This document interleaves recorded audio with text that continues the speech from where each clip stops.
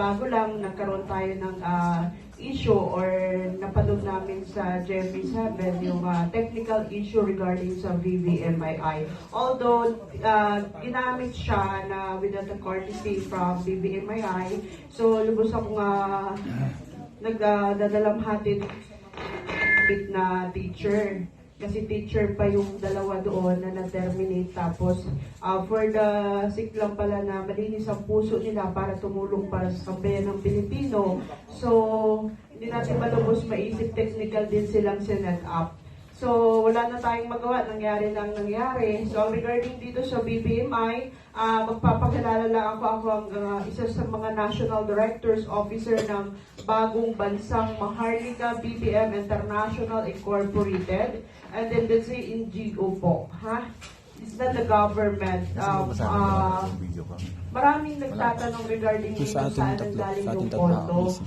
So, matik na yan sa atin, bakit tinawag na non-government? Kasi kung government, hindi naman kami magpupunta as a NGO, di ba? Dahil tayo magpapakahirap. For the purpose of BBMII, para tutulong sa Luzon, Visayas, in Mindanao, individual po. So, malaking bagay kahit paano individual maibigay yung tamang tulong ng BBMII. Kasi nagtataka yung iba, bakit daw NGO? May mukha ng presidente, di ba?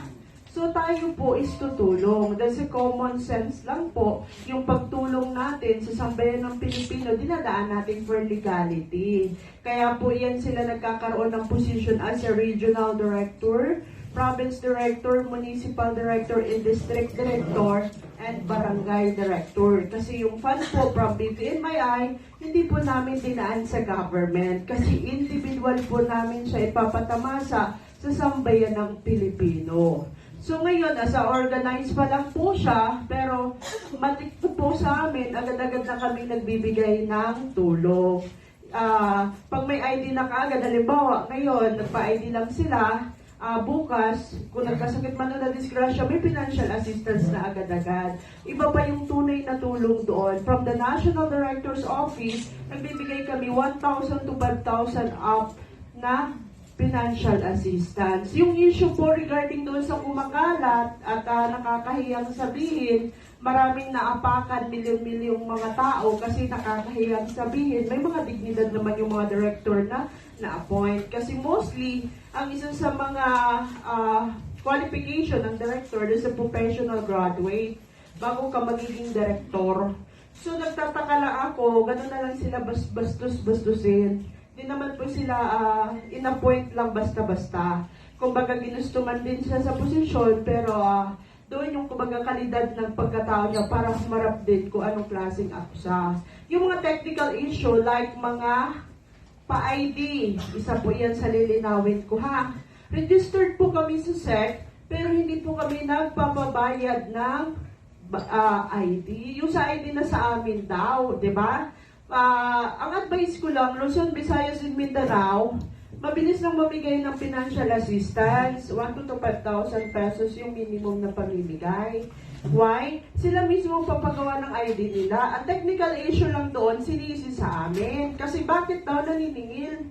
Nakakahiya. Magkakaroon kayo ng financial assistance, 1,000 to 5,000 up financial assistance sa maliit na halaga. Kukunan mo pa yung tao na sinisi pa sa amin, di ba? So, yun lang gusto kong malinaw para sa Luzon, Visayas, in Mindanao. Siguro, magbibigay man ng malinis ng intensyon ng tao para sa kapwa. Huwag naman siguro, bahira ng kahihiyan, yung mga voluntaryong nagpakahirap.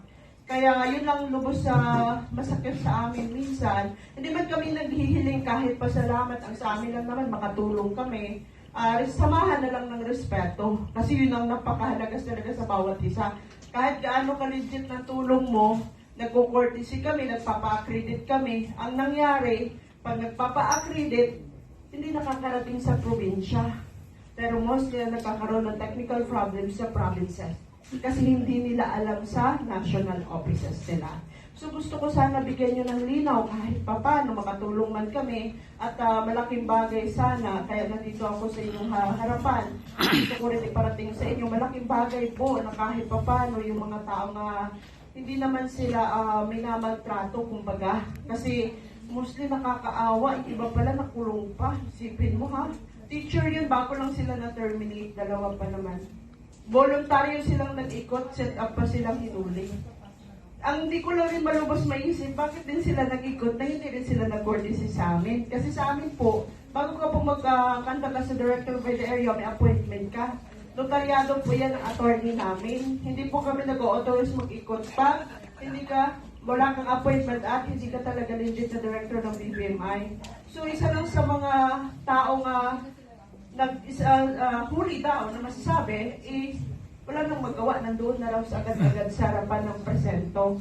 So yun na nga at nalabas na agad sa media. Ang sining-sinong sambayan ng Pilipino ngayon, Bayan, Luzon, Visayas, and Mindanao, walang iba. Pinaka-main. Dalawa kami ang kumakalat ngayon sa buong Pilipinas. Ako lagi yung centralized. So nilinaw ko naman yun sa taga-BNDI at kinausap ko yung pinaka-head. Lalo na yung pumunta doon na tao namin. Ang sabi daw, wala man daw problema. Bakit nagpa-media? Diba? Walang problema, dapat huwag magpamedya kasi dahil sa technical pwede kami doon magano ng cyberbullying at saka cybercrime.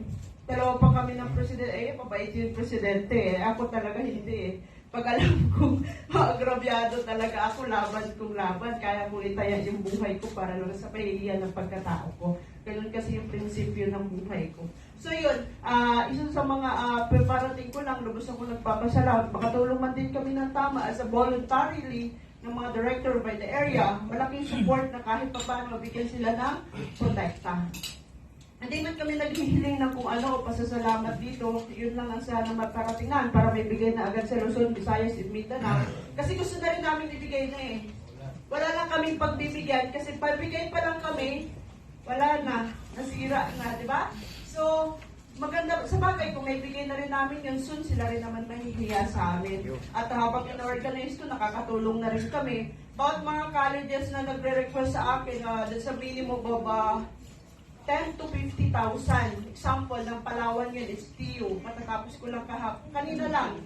Nag-download na naman sa kanila ng 40,000. At sa minimum of colleges pa nagre-request ng mga financial, like mga naganis, nagkakandak ng mga tulong-tulong din, tumatanggap kami para makatulong din ang BBMI.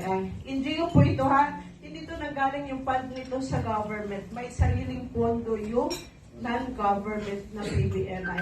Kumbaga, in the short term, na natin patatagalin, nasa puso niya lang, may tao lang na malinis ang puso na galing sa ibang bansa na bumigay ng pondong ito. Huwag kayong magtaka, basta napakalaki ng programs. Kasi palaki din yung pera na ibibigay natin para sa sambayan ng Pilipino. Hindi ko naman po pwedeng busayin yan. Kasi isa ako sa mga national niyan. Diba?